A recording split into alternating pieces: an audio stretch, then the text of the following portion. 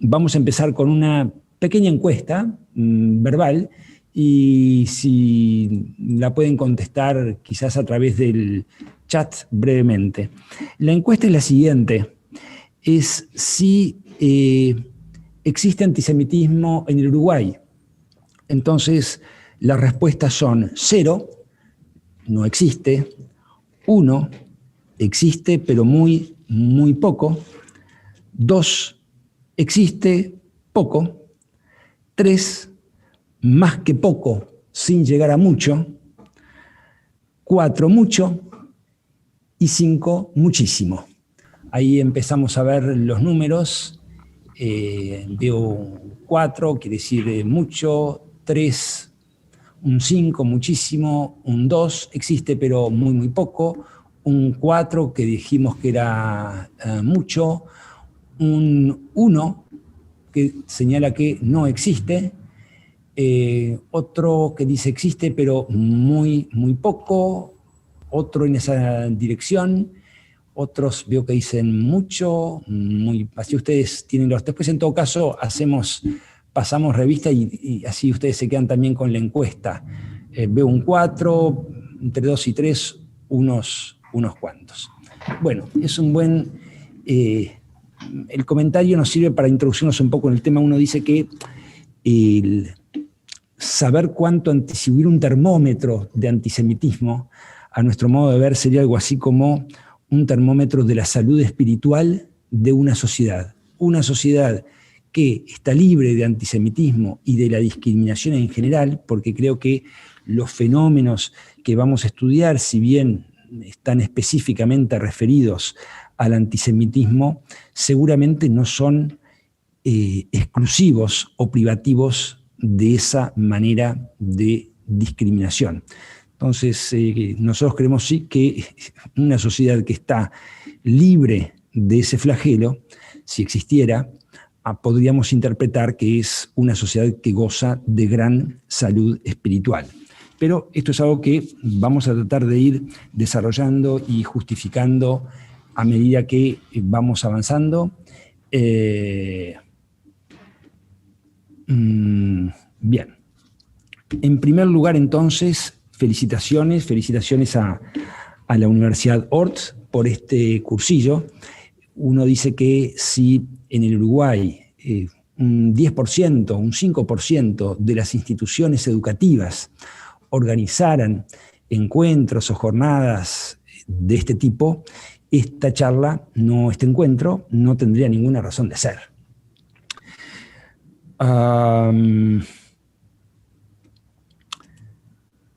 Vamos a anticipar que la lucha contra el antisemitismo no es una lucha de todos, que se construye con pequeños, grandes pasos como este. Definitivamente, el gran aliado del mal siempre es la nada, o sea, lo que Guttazzoni llamaba la indiferencia, el quedarse sin hacer nada. En segundo lugar, palabras de agradecimiento por invitarnos a participar de esta jornada, y eso siempre nos permite reflexionar, pensar en temas que son verdaderamente importantes y a uno lo obligan a estudiar y a reflexionar, si se quiere, de una manera un poco más ordenada y sistemática para poder de alguna manera hacer un poco de orden en las ideas y poder transmitirlas con un mínimo de coherencia. Se trata también de un tema que nos es muy caro, así que lo hacemos con particular una actitud muy positiva. Además, hemos visto la lista de expositores y ciertamente, en cierta forma, nos intimida, así que les pedimos que nuestra comparecencia aquí no sea vista como un acto de soberbia, sino a lo sumo de osadía y también de generosidad de Ort y de su directora, Charlotte Grunberg, a quien aprovechamos para felicitar con motivo de su cumpleaños la semana pasada. Una breve referencia a nuestras credenciales. sobre este tema. Y estas consideraciones pueden parecer un tanto fuera de tema, pero vamos a ver que nos van llevando naturalmente al tema. Vamos a decir que nuestras credenciales sobre este tema son completamente discutibles. Creemos que ellas serían, la primera, que uno es hombre, como decía Hemingway, como soy integrante de la humanidad, citando a otro autor, la muerte de todo hombre me disminuye, ¿no? Y el antisemitismo es un tema humano, definitivamente humano. Tan humano es que uno no conoce ninguna sociedad que esté librado de él, al menos en el mundo occidental. Y incluso diríamos también más allá del mundo occidental también. En segundo lugar, soy judío, y entonces el tema lo involucra a uno de una manera, si se quiere, especial. ¿Por qué? Porque los actos de incitación al odio, que es una de las figuras delictivas, lo que están dirigidas normalmente a un sujeto distinto del vilipendiado o del sujeto aludido. El aludido por el antisemitismo es el judío, pero el mensaje de incitación va dirigido a un público indiscriminado, seguramente no, que en general se arenga justamente contra, en este caso, el judío, o podrían ser también otros colectivos. Pero creo que la condición judía tiene algo que ver en esto de las credenciales de uno. En tercer lugar, soy abogado, sí, bastante consustanciado con lo que es el mundo del derecho. Y por fin, una razón que nos vincula con el tema son razones afectivas. Mi padre, Nahum Bernstein, él fue un gran promotor, también estuvo muy identificado con los temas del derecho y el antisemitismo, fue promotor, fue autor de un proyecto, anteproyecto de ley allá en los años 80-81, cuando precisamente el gobierno cívico-militar de la época elabora un proyecto de ley que tiene su fuente en un anteproyecto de ley en el cual habían trabajado el doctor Elías Blut y mi padre, y después retoma el tema. Allá en el año 88, el presidente de la República le comete a la doctora Reta trabajar en un proyecto de ley para actualizar la legislación antidiscriminatoria que databa básicamente del año 42. Mi padre en ese momento era subsecretario de Educación y Cultura y muy allegado a la doctora, y los dos penalistas trabajaron en lo que sería la primera enmienda, ampliando los tipos penales, o sea, la definición del delito, y básicamente después mi padre sigue vinculado al tema y es el autor de las leyes antidiscriminatorias que hoy día por autor me refiero, el redactor del anteproyecto y si se quiere, su leading force. Así que el tema me involucra, como les decía, por razones familiares y afectivas, y de alguna forma lo que vamos a compartir con ustedes es lo que pude aprender a su lado. Vamos a empezar diciendo que el tema es de una vastedad enorme, enorme. Antisemitismo y derecho es inabarcable. Nosotros decimos que es tan vasto que tratarlo en una clase una hora, un encuentro una hora, sería como tener un encuentro sobre cómo resolver los problemas de la humanidad. Esto puede parecer un poco excesivo, y desde ya les pido disculpas, pero voy a tratar de explicar por qué. Porque el antisemitismo está desafortunadamente en la condición humana. El antisemitismo, el racismo y la discriminación son de los grandes problemas que tenemos en la humanidad. ¿Por qué? Nosotros creemos que si el antisemitismo lograra como problema superarse, si llegáramos a un mundo ideal en el que el antisemitismo no existiera, nosotros creemos que los otros grandes problemas de la humanidad, como pudiera ser la guerra o el hambre, también estarían resueltos. ¿Por qué?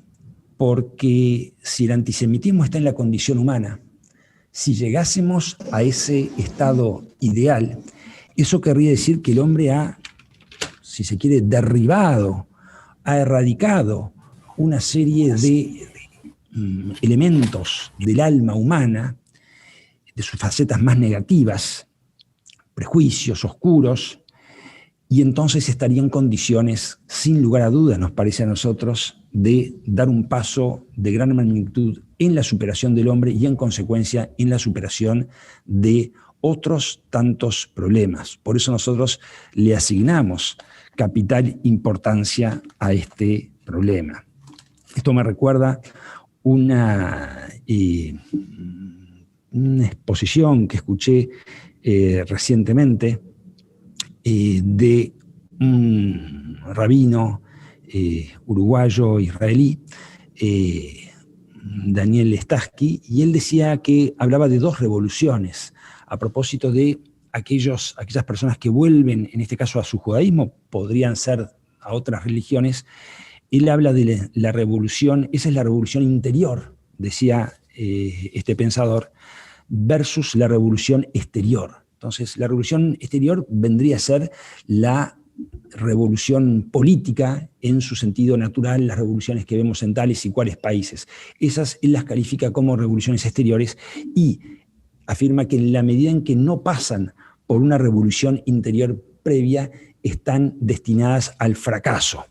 Y estando destinadas al fracaso, solo se traducen en derramamientos de sangre y los problemas siguen ahí sin solución. ¿Por qué el tema, si es un tema vigente? Y la pregunta entendemos que no es ociosa. No es ociosa porque cuando Justino Jiménez de Aréchega, por ejemplo, un gran jurista uruguayo, dictó una exposición sobre este tema, aquí había habido una serie de atentados, no sé si se acuerdan que había incluso si se quiere, un grupo de guardia judía que recorría sinagogas y demás. Entonces eso suscitó a instancias del Comité Central Israelita del Uruguay un ciclo de encuentros sobre el antisemitismo, y hay una charla que siempre mi padre tenía como modelo de referencia, que fue de Justino Jiménez de Aréchega, un gran jurista, El antisemitismo frente al derecho. Cuando Justino daba esa charla, cuando daban esas charlas Grossespiel, tiempo más tarde, personas como Nelson Pilosof o incluso mi padre, hasta antes de la sanción de la ley, se movían en un ámbito en que no existía la legislación antidiscriminatoria. Ahora bien, hoy existe, y existe hace ya más de 15 años. Entonces, uno se pregunta qué sentido tiene hablar del tema cuando tenemos una legislación antidiscriminatoria, y entonces uno podría pensar que el tema perdió su razón de ser.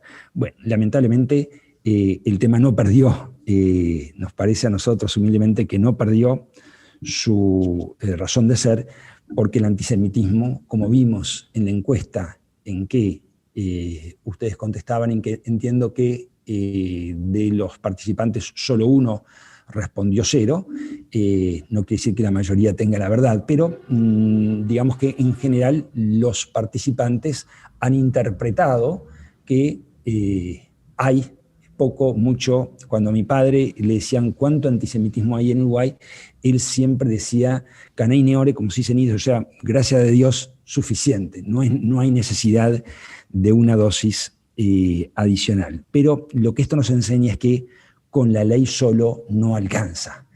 Entre otras cosas, la ley tiene que ser aplicada. Ese es un tema que vamos, si Dios quiere, poder abordar en un rato. Pero el tema, como decíamos, la ley no es una aspirina que cure todos los males. Sí es una herramienta, y sin una herramienta que pase por el mundo del derecho, va a ser difícil encontrarla. Allí donde hay problemas, el derecho tiene algo que decir, porque es algo así como la democracia, está lleno de carencias, pero todavía no se ha inventado un sistema de convivencia social mejor que el derecho. Decíamos entonces que está vigente, decíamos que con la ley no alcanza. Y justamente a propósito, y la ley es una plataforma, si nosotros vamos precisamente a una de las dos leyes que se sancionan en la legislatura del año 2005, una establece de alguna forma crea la Comisión Honoraria de la Lucha contra el racismo, la xenofobia y toda otra forma de discriminación, y declara de interés nacional la lucha contra estos males y de alguna forma nos habla de un enfoque global del tema. Esta ley, en definitiva, vino a complementar, desde el año 2004, 17817, complementa la ley previa, que es la que actualizó los tipos penales, o sea, los delitos que hoy están vigentes en esta materia. Pero entonces le decíamos que la ley es un punto de partida, pero con eso solo no alcanza. Y vemos por todas partes, esto ya lo decía Couture, el gran decano de la facultad, Justino, mi padre, ya, todos insisten en la educación de manera sistemática.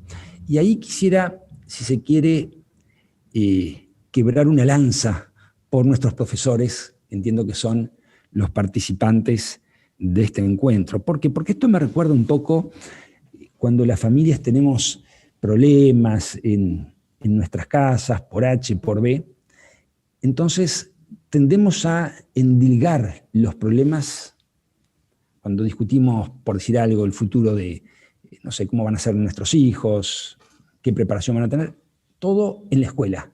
La escuela, en la institución educativa, llámese escuela, liceo, ahí no les enseñan esto, les tendrán que decir, hay que.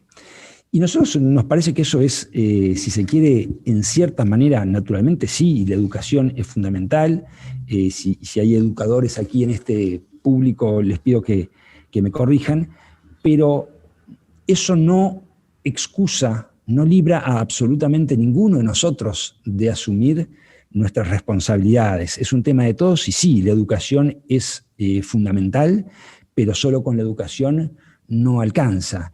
Este seminario me parece un excelente instrumento.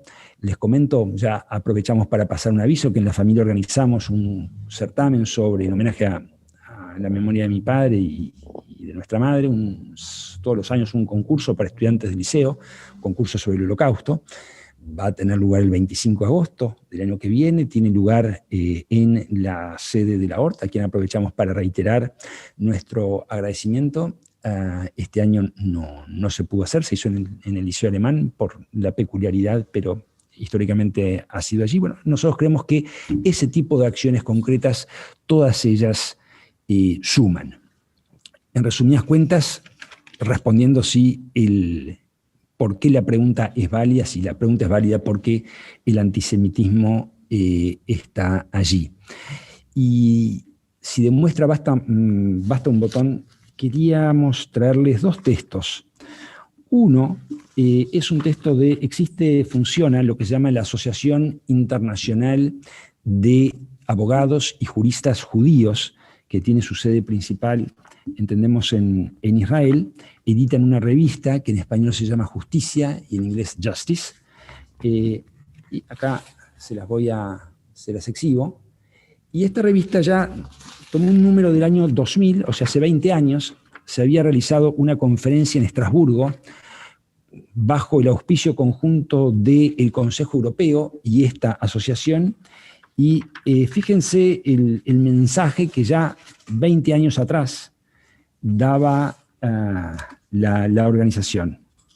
De alguna forma, el director de esta, o el presidente de esta conferencia, decía así: el antisemitismo no empieza en la mente enferma de algunos grupos aislados. Él está enraizado y desafortunadamente aún existe en la fábrica de la mayoría de las sociedades.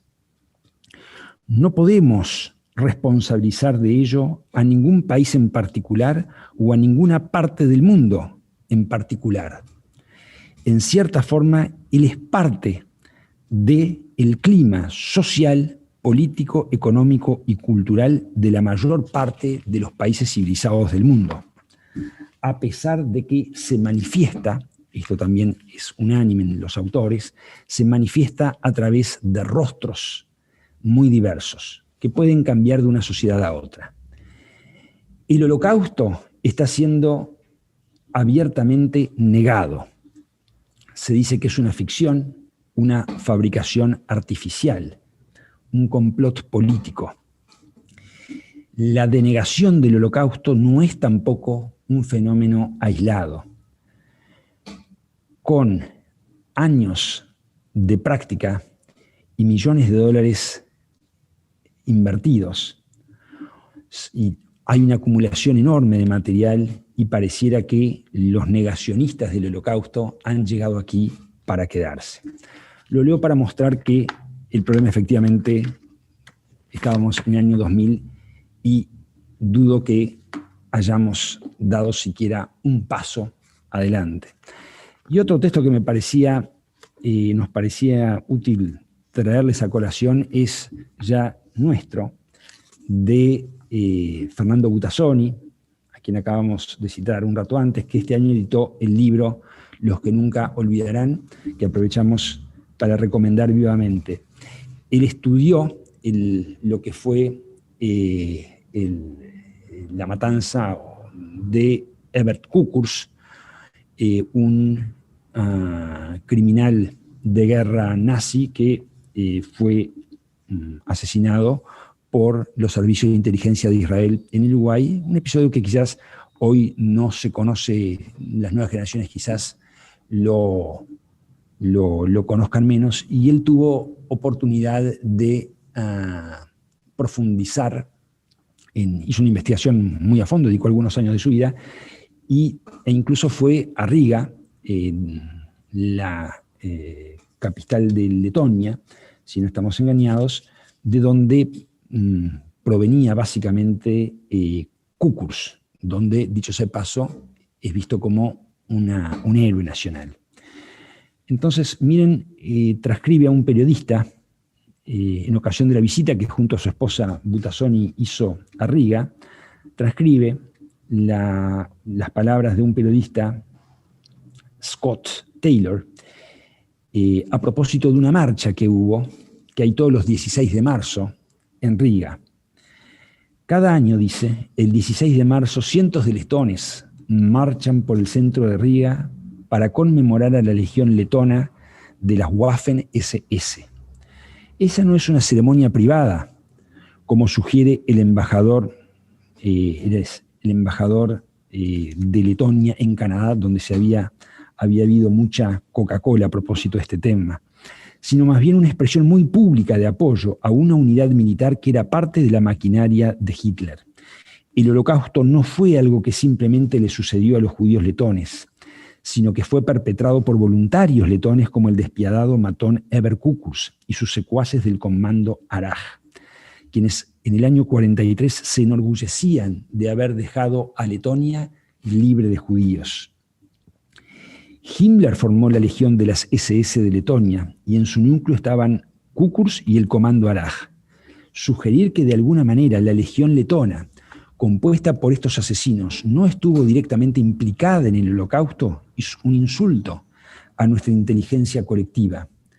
Cuando el embajador, se refiere al embajador de Letonia en Canadá, que de alguna manera trataba de explicar cuál era la postura de las autoridades letonas a ese respecto, cuando el embajador afirma que el desfile del 16 de marzo es una muestra de la libertad de expresión, queda claro que todavía hay un malentendido en Letonia sobre la línea divisoria entre libertad de expresión, esto es muy importante, y discurso de odio. El núcleo de la ideología nazi está enraizado en el odio antisemita. Celebrarlo es incorrecto y estos desfiles deben ser detenidos. Que conste que entre el 98 y el 2000 los desfiles fueron oficiales y en el año 2018 se estaba presentando una moción para restablecer el estatus oficial de esa marcha. Como les decíamos, el antisemitismo sigue vigente y el tema sigue actual. Aquí me hago una pausa para dos preguntas o comentarios. Quizás la cuestión esté en que los sistemas educativos enseñan, pero en la casa se educa, completamente compartible, que en una clase anterior se comentó el negacionismo que está penado por la justicia en Austria, como es la justicia uruguaya en relación al antisemitismo en relación con otros países del mundo. Bien, no, sobre eso obviamente ese es el tema de la... y es una buena pregunta si el negacionismo en Uruguay es un delito o no. Así que si acaso me olvido, vamos, o sea, quisiera seguir sí con el orden, pero vamos a llegar derechamente a ese punto.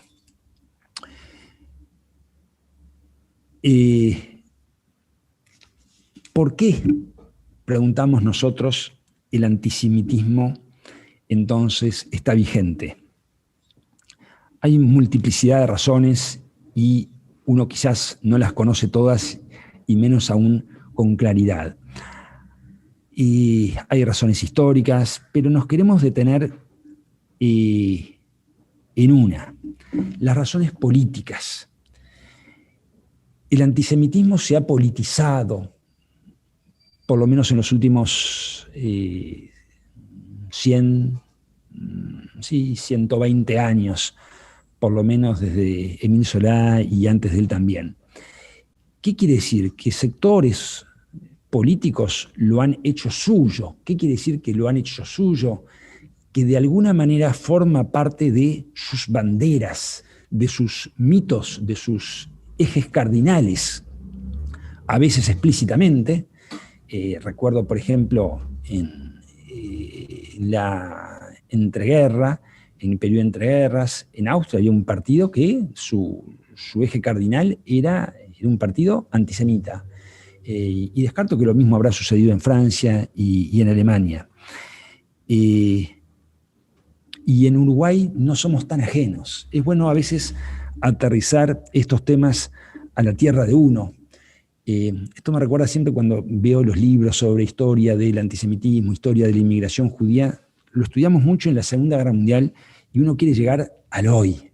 Bueno, nosotros queremos llegar a la hora aquí, en Uruguay, donde estamos parados con estos temas. Discúlpeme si hago una especie de rodeos, pero a veces cuesta llegar a la materia. Para dar un ejemplo, el PIT-CNT. No creo decir ningún adefesio si dijéramos que no, la causa palestina, por lo menos, forma parte de su leitmotiv. Y de ahí a que en cualquier acto del PIT-CNT, cualquiera que sea, aparece siempre una bandera palestina, y cuando al día de hoy, ya Sudán, en el día de hoy o de ayer, anuncia que va a iniciar un acuerdo de paz, promover un acuerdo de paz con Israel, o cuando poco tiempo atrás Bahrein y Emiratos Árabes celebran un acuerdo de paz con Israel, hay silencio de radio total, uno se tiene que preguntar, acá hay algo que no me termina de cerrar. Después vamos a ver un poco, cuando veamos la incitación al odio, qué tiene que ver esto de la causa palestina con el antisemitismo, lo vamos a ver. Pero lo que quiero decir es que cuando decimos que el antisemitismo se ha politizado y decimos que hay movimientos de diversa naturaleza que hacen de él una de sus banderas, bueno, en Uruguay creemos que las hay. No, creo que no hay que engañarse. La pregunta que tenemos, segunda pregunta al público, es ¿por qué? ¿Por qué el antisemitismo da votos? No sé qué creen sobre eso, si es qué reacción les merece esa pregunta. ¿Por qué el antisemitismo creen ustedes que da votos? Son los nacionalismos los que lo fomentan, completamente compartido.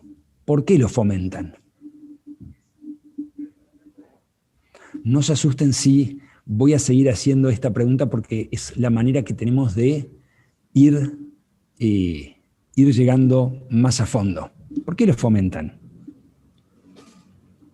¿Qué tiene que ver el nacionalismo con el antisemitismo? Simplemente creemos nosotros, el antisemitismo está en el alma humana y el antisemitismo da votos. También en ciertos sectores en el Uruguay y Europa hoy es testigo de eso. Entonces, nuestro desafío es entender por qué el antisemitismo da votos. Y ahora vamos a llegar entonces a la segunda pregunta, o el segundo, dijimos, había razones políticas, dijimos que el problema se mantenía íntegramente vigente, vimos, como decíamos, estas consideraciones políticas, pero ahora vamos al tema de fondo, que es la condición humana.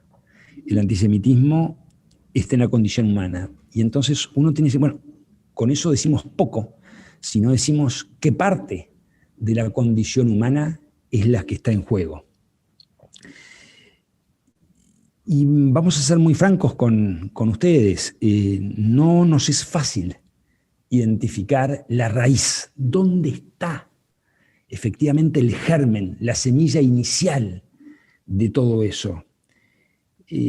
Pero si tuviéramos que identificarla, empezaríamos con un nivel muy básico. Diríamos que Dios creó el mundo con problemas. Dios creó el mundo con problemas. Todos nosotros, en diversa medida, tenemos, cree uno por lo menos, todos tenemos problemas de diversa índole. Al menos eso decía Borges, que en la cápite de la recopilación de sus obras completas empieza diciendo que los problemas que tiene uno, las cosas que le pasan a uno, le pasan a todos. Entonces, todos tenemos problemas. Y ahí empieza lo que mi padre llamaba la cadena del odio.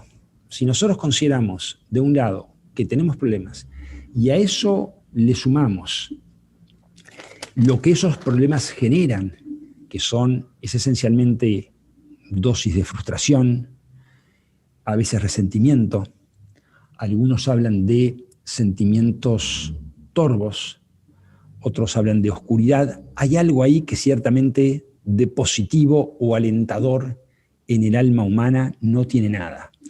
Entonces, si nosotros de un lado tenemos los problemas que tenemos que enfrentar, de otro lado tenemos la frustración por a veces no saber cómo lidiar con el mundo, con la vida, entonces resulta muy fácil llegar de ahí al estereotipo, llegar de ahí al prejuicio.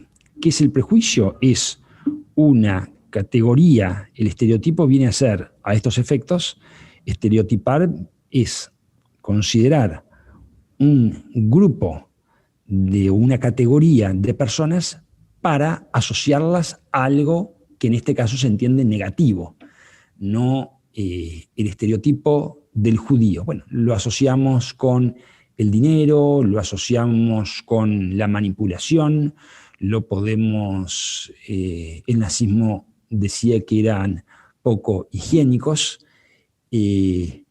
pero lo cierto es que de la mano de el problema y la frustración viene el prejuicio. Problema, frustración y el estereotipo, el prejuicio. Entonces, si nosotros consideramos lo que es la complejidad del mundo, la necesidad que el hombre tiene de entender mínimamente lo que sucede, el prejuicio, el estereotipo, nos da respuestas fáciles. Y esto es muy importante. El hombre necesita respuestas y es mucho más fácil una respuesta fácil a una respuesta muy compleja. Cuando en verdad, como dicen algunos, los grandes problemas no tienen ni grandes respuestas ni grandes soluciones. vaya uno a explicarle a la gente que los grandes problemas que tiene son insolubles. Podemos tratar de contribuir a mitigar, construir una piedra, pero no vamos a tener varita mágica. Bueno, es muy difícil decirle eso a la gente. Señores, tengan paciencia. Pero les decía entonces que el problema, la necesidad de entender el mundo, la frustración, el prejuicio y, por último, la necesidad de ver atribuir a otros la culpa, de descargar, de deslindar responsabilidades. ¿Quién tiene la culpa de esa pesada carga que es la vida? Pregunto. Y muy fácil, tal o cual. En este caso, el judío, podría ser otros colectivos, pero sobre todo cuando pensamos que el judío ha estado ahí siempre. Siempre ha acompañado a la humanidad. Justamente leía hace poco un libro que se llama Antijudaísmo, y decía, en la primera frase el autor dice que lo que es lo judío ha acompañado a la civilización desde siempre. Aquí vemos algunos comentarios, pero lo que quiero decir es que, y con esto vamos acá a los comentarios para poder ordenarnos un poco, ahí se produce el cóctel, la combinación perfecta. Frustración, exclusión, deslinde de responsables, la culpa la tiene algo que sea fácil de comprender y de individualizar. Y al judío lo tenemos ahí, es minoritario y es relativamente fácil de estereotipar, porque ya la historia ha hecho algunos miles de años, han hecho lo suyo, como veo que dice aquí la intervención. Eso es a nosotros lo que está en la raíz de esto, y por eso la importancia de luchar contra el estereotipo y insistir una y otra vez que lo que se haga va a ser siempre insuficiente. En Uruguay, desde mi punto de vista, el antisemitismo está arraigado en los partidos políticos conservadores, parte del espectro de la derecha del espacio político nacional. Un ejemplo de eso podría ser el herrerismo en los años 30, o la JRN a fines de los 90. No sé lo que es JRN, supongo que será Juventud Revolucionaria Nacionalista, si después nos puedes aclarar, tanto mejor. El PIT-CNT apoya la causa palestina sin necesariamente ser antisemita. Los palestinos quizás podrían ser llamados semitas. Tampoco han hecho declaraciones contra la nación judía que yo tenga recuerdo. Bueno, está muy bien, vamos a ver ese punto, y me lo noto entonces, porque aquí ha habido una evolución en el mundo y es muy interesante, y ya vamos al punto. Históricamente, comparto 1000% lo que dice, en el sentido que históricamente sí han sido los movimientos de extrema derecha los que han promovido el antisemitismo. Partido nazi, naturalmente, por excelencia.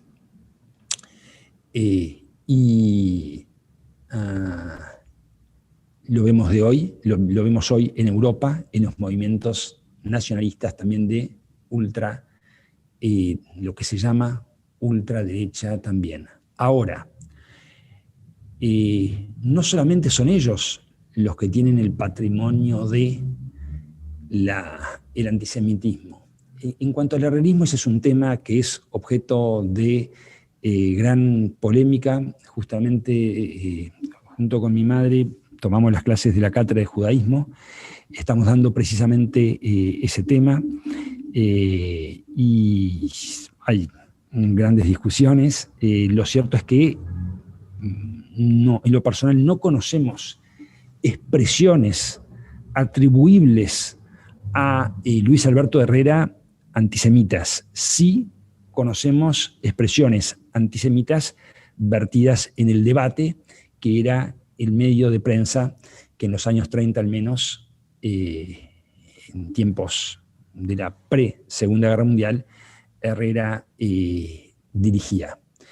Y en cuanto a decir que los palestinos quizás podrían ser llamados semitas, sí, es correcto, pero con eso no. Vamos a ir al tema entonces de Uno se pregunta por qué el PIT-CNT tiene tanta preocupación por la causa palestina cuando pasa cualquier cosa, y sin embargo, como les decía, por la paz no pasa nada, y porque esa es precisamente una de las formas, una de las manifestaciones que adquiere el antisemitismo. Los que dicen, yo no soy antisemita, yo soy simplemente antisionista.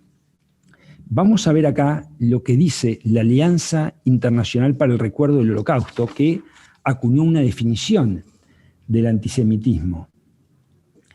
Y una de las cosas que nos dice es aplicar una de las manifestaciones del antisemitismo, aplicar un doble rasero al pedir a Israel un comportamiento no esperado ni exigido a ningún otro país democrático.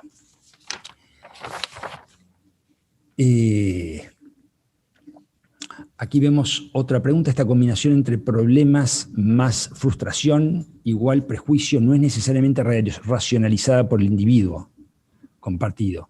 Podríamos decir que es del nivel de lo inconsciente y que por lo tanto fácil de ser manipulado, disculpen el tipeo, y creemos que sí, justamente, definitivamente, estamos en el terreno mucho más de la pasión y de la emoción que de la razón.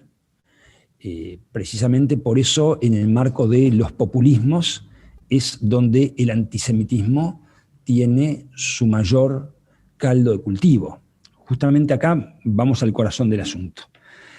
La ley antidiscriminatoria establece dos figuras, dos delitos. Figuras quiere decir la definición del delito. Uno son el delito de comisión y otro es el delito de incitación. La comisión, ¿qué quiere decir? La comisión de actos de odio. Vamos a ver cómo la norma lo define. Comisión de actos de odio, desprecio o violencia contra determinadas personas. El que cometiere actos de violencia moral o física, de odio o desprecio contra uno o más personas a razón del color de su piel, su raza, religión, origen nacional o étnico, orientación sexual o identidad sexual, será castigado con tantos y tantos. O sea, el acto concreto.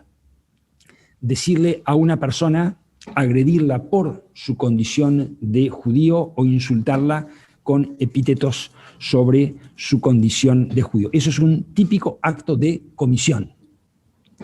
Ahora, el que a nosotros en lo personal siempre, y a mi padre en particular, más le preocupó es el otro. Es la figura del 149 bis, la incitación al odio. El que públicamente o mediante cualquier medio apto para su difusión pública incitare al odio, al desprecio o a cualquier forma de violencia moral o física contra una o más personas en razón del color de su piel, raza, religión, origen nacional o étnico, orientación sexual o identidad sexual, será castigado con pena de prisión. O sea que la raíz del asunto está de esta figura, es la incitación. Lo que se llaman también son delitos, ambos son delitos de odio, porque están movidos por el odio, así se le llama en la literatura especializada, solo que la incitación también es lo que se llama delito de expresión, o sea, se vale de la expresión. ¿Expresión de qué? Expresión de palabras, signos, símbolos. De ahí la importancia para poder determinar cuándo hay incitación al odio y cuándo no, es menester atender al conjunto del escenario. Una misma expresión, una misma actitud en un determinado marco puede ser interpretada de determinada manera o cumplir determinada función y en otro marco cumplir una función completamente distinta. Y no puede ser una conducta, a veces pasa con el uso del humor, por ejemplo, que a veces uno se agravia, depende del contexto, depende quién se lo diga, a quién, refiriéndose a quién y en qué marco. No podemos hacer generalizaciones. Ahí viene un poco, decía mi padre, el auxilio de la semiótica para interpretar el mensaje oculto. Entonces, pregunto, cuando en esos actos que nosotros mencionábamos del PIT-CNT aparece una bandera palestina, siendo que lo judío está tan identificado en el mundo actual con Israel. Si hoy le preguntamos, hacemos una encuesta de esas que nos gusta hacer a nosotros, cómo definir a un judío, la mayor parte en el mundo moderno quizás no lo defina por su identificación religiosa, sino que lo defina por su identificación con el Estado de Israel. Hoy son muy pocos los judíos, aún los judíos observantes, que no se identifican con el Estado de Israel. Entonces, sí, sabiendo que Israel está enfrentado con esto, me dedico continuamente a fogonear, a alimentar precisamente la causa palestina en el medio de tantas otras. No sé por qué justo la Palestina. Tengo que pensar, como decía el anterior presidente del Comité Central, Sergio Borges, el que tiene algo, una fijación con Israel con ciertos temas, y lamentablemente prosemita no creo que sea. Prosemita no creo que sea. Siempre me ha llamado la atención eso. Tenemos una palabra muy clara para definir el antisemitismo. Ahora, para el prosemitismo, quizás no tenemos ese término. Entonces, nosotros definitivamente creemos que cuando se utilizan ese tipo de banderas, sí hay una incitación a algo. Entonces, mucho cuidado con las incitaciones. Les pongo un ejemplo. Si yo acá trajera, les decía que hay que estar al marco, ¿verdad? Si yo acá trajera un chancho, colgara de la pared un chancho, ¿ustedes qué dirían? ¿Verían ese chancho? ¿Qué dicen? Este señor trajo ahí un chancho. Podrá no estar en sus cabales, pero lo cierto, el hombre trajo un chancho. ¿Estamos de acuerdo? Ahora bien, si viene este señor, perdónenme mi conocimiento de la música moderna, si no fuera por mi esposa, no sería una nulidad, pero sé que se llama de apellido Walters, me dijo, perdón, ustedes deben saber a quién me refiero. Lo anoté porque se lo pregunté. Roger Walters. Si ustedes se ubican en el mismo escenario, si yo soy Roger Walters, bajo el mismo chancho, hago una serie de, no recuerdo ahora la simbología, porque no eran palabras, eran símbolos. En lo personal, esto en opinión estrictamente técnica, entiendo que ahí tipifica definitivamente tipifica la incitación al odio. ¿A título de qué la persona viene a traer esos chanchos, esas imágenes, esos chirimbolos? No hay, a mi modesto modo de ver, no hay la menor duda que ahí hay un acto que apela a los instintos más bajos del hombre. Entonces, cuando decíamos por qué el antisemitismo da votos, ¿por qué hay fuerzas políticas definitivamente asociadas? Por muchas razones, entre otras cosas porque el alma humana tiene eso que es la inclinación al mal. Entonces el hombre tiene, fíjense que nosotros celebramos mucho más o dedicamos más atención a las malas noticias que a las buenas noticias. Basta ver el noticiero para darse cuenta cuánto espacio ocupa la parte policial y cuánto espacio ocupa la creación de nuevos emprendimientos o de realizaciones en el mundo de la cultura o cualquier otro.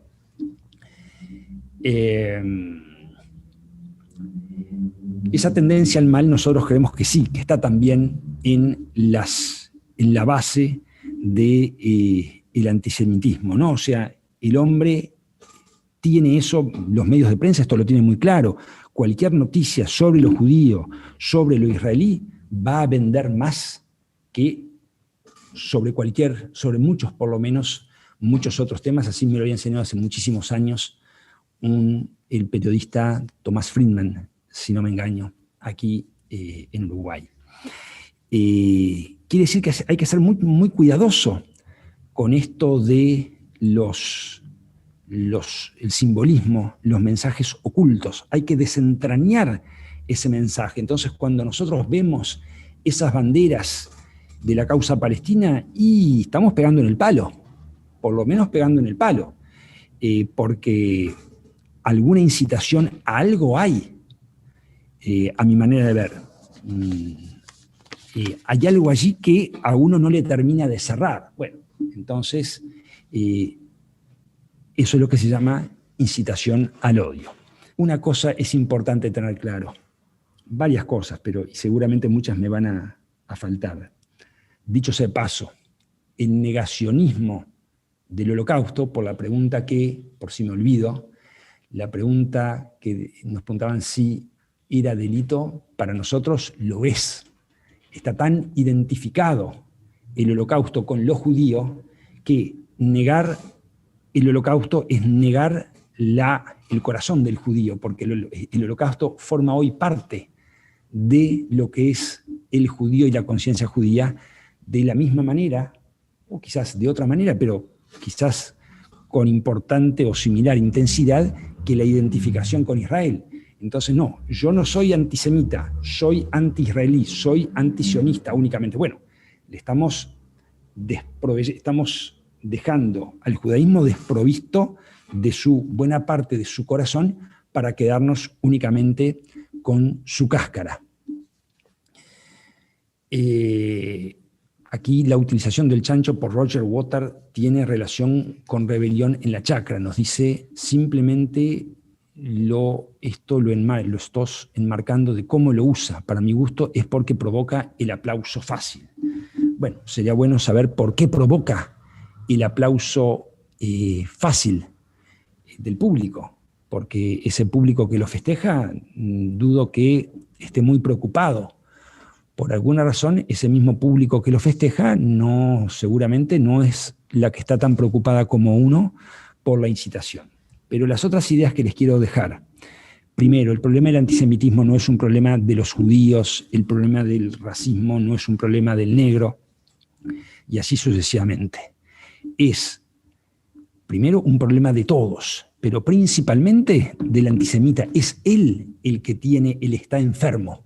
Cuando veo ese discurso que no tiene completamente, solo en un mundo realmente tan prejuiciado, puede prosperar ciertos sentimientos contra los judíos o contra el Estado de Israel, este mundo está upside down, está completamente dado vuelta. Entonces, el problema ciertamente no es del judío. Entonces, yo muchas veces miro esto y a veces me preocupa mi sobreseguridad en estos temas, es decir, pobre, estos antisemitas realmente cuán enfermos están. Entonces, es un problema de todos. Todo lo que se haga en la lucha contra el prejuicio va a ser poco. Las sociedades que no enfrentan, los países, esto lo dice el rabino Jonathan Sachs, una brillante conferencia que está en YouTube y lo ha hecho en múltiples lugares. Aprovechamos esta tribuna para desearle pronto restablecimiento. Los países que no enfrentan estos problemas terminan erosionados en sus bases y tras esos escombros, como decía mi padre, nos caemos todos. No queda, ¿cómo es que se dice? Títere con corona, no me acuerdo cómo hay una expresión. No se salva nadie. Es como aquella frase del pastor alemán. Al principio no vinieron por mí, vinieron por los armenios, yo no era armenio. Después vinieron por los negros, yo era negro. Después vinieron por eso no me preocupé. Vinieron por los judíos, yo no era judío. Al final vinieron por mí y ya era demasiado tarde. Una de las tantas, tendríamos que dedicar otro para explicar las dificultades que tiene la legislación antidiscriminatoria. Una, los límites a la libertad de expresión. Nosotros siempre decimos que lejos de confrontarse, de ser excluyente con la libertad de expresión del pensamiento, la legislación antidiscriminatoria lo protege. ¿Por qué? Porque la libertad de expresión del pensamiento está hecha para proteger el pensamiento, la expresión de la razón, no para dar, como decía este periodista que les leí hace un rato, a propósito de eso de Letonia, no para dar rienda suelta a las pasiones, Por eso nosotros creemos que la legislación antidiscriminatoria está justamente para toda libertad. Todo derecho tiene límites. Mi libertad a expresar libremente mis ideas no es ilimitada. Mi derecho a usar mi casa está muy bien, pero termina, no puedo martillarle en la pared porque estoy incomodando a mi vecino al lado, pese a que mi derecho de propiedad es bastante amplio. Bueno, esa es una de las dificultades que enfrenta la legislación antidiscriminatoria, cierta indulgencia, a veces a la hora, eso es un tema que es de larga data, no es de ahora, cierta indulgencia a la hora de aplicarla. Una pregunta que tenía ahí, no esperar milagros de la ley, como les decía, aplicar las leyes. Las leyes están para ser aplicadas, si no las aplicamos pierde credibilidad la propia ley, y sin leyes lo que tenemos fuera de la ley, si ya con la ley tenemos muchos problemas y tenemos fenómenos como estos, créanme que sin la ley estaríamos mucho peor. Tenía una pregunta más, la dejo planteada, no la vamos a poder responder, y es la siguiente. Si es compatible un Estado de derecho, porque se supone que estamos hablando de derecho y antisemitismo, si el Estado de Derecho es compatible con el antisemitismo rampante, o si son dos cosas que pueden coexistir sin problema. Vale decir, una sociedad esencialmente antisemita, ¿puede decirse que es una genuina democracia y un Estado de Derecho pleno, o es un Estado de Derecho mutilado, erosionado? Les dejo la pregunta planteada porque, salvo que nuestro auxiliar nos permita, no, la dejo nomás planteada, y no sé si quieren ensayar alguna respuesta para dar seguimiento a esta pregunta, y si no, quizás la dejemos planteada, ¿no? Entre otras cosas porque no tengo la respuesta. Pero aquí una expresión: sin tolerancia no hay democracia, 1000% compartido, ¿no? 1000% compartido. Aquí les quería leer con qué pasaje terminaba don Justino Jiménez de Arechaga, redactor de la Declaración de los Derechos del Hombre y del Ciudadano de 1948 en San Francisco. Él terminaba con estas palabras su charla sobre el tema. Fíjense qué interesante. Hoy advertimos la urgente, y las mismas palabras, con estas mismas palabras termina mi padre su capítulo sobre el tema. Judío, una experiencia uruguaya. Si sacamos los otros, vamos a exhibir, este es el libro editado por Fin de Siglo, 1993. Fíjense, hoy advertimos la urgente necesidad de reactivar las defensas contra tal infección. Se refiere al germen del antisemitismo. Es una responsabilidad para maestros y profesores, para periodistas y gente de radio y televisión. Estas conferencias nos han obligado a desempolvar libros y papeles que habríamos querido no tener que volver a manejar nunca más, porque en ellos se cuenta uno de los crímenes más atroces que una parte de la humanidad haya cometido contra otra. Pero es preciso que tanta enormidad no sea olvidada, y hay que armar espiritualmente a los jóvenes para que sepan defenderse de los apóstoles del odio, de la incomprensión y de la violencia. Y termina, todo en la justa medida y con un objetivo preciso: consolidar en este pueblo, nosotros, una concepción humanista de la vida, igualitaria y generosa, que le haga reconocer en cada hombre a un hermano por encima de todo absurdo criterio de discriminación, y que le haga desear la seguridad y la libertad ajenas tanto como la propia. Porque el día en que, por la prédica y la educación, estos principios y sentimientos, esa tolerancia que convoca allí Rosana Bukeli, porque el día en que por la prédica y la educación estos principios y sentimientos estén profundamente acuñados en el espíritu del pueblo oriental, el antisemitismo no será ya un problema para el derecho. Muchas gracias. ¿Sí?